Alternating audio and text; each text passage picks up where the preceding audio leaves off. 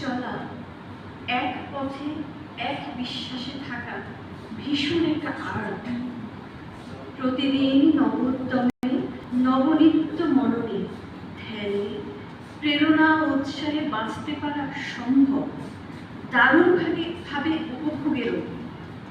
বিরক্তি, কটূক্তি, অতিশয়োক্তি, অতিমারী স্বভাব থেকে নিত্য বসতির শৈল্পিক বর্ণময়তায় ছেয়ে যায় যদি খোকন, ক্ষতি কি?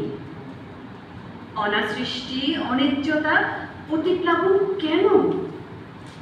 কেন নিত্য বহায় তেজি ধারা? সম্মুখে নিমগ্ন অন্ধকার, সকাশে শরীর সমাধি কিসের লাগে? স্বল্পক্ষণের ধরণীতে কেন বিদ্যতা নয়? প্রকম্পিত কেন ভাবাবেশে মৃন্ময়? কেন তবে মানব জন্ম, কিসে আবার সেরা? নবজন্মে প্রতিদিন হোক হৃদয় শুদ্ধতা, একসাথে হাঁটা, এক প্রাতে ধারা, এক সুরে গাঁথা, নানা রঙে বাঁচা, এমনই হোক আজ আদর্শের পসরা। ধন্যবাদ সবাই।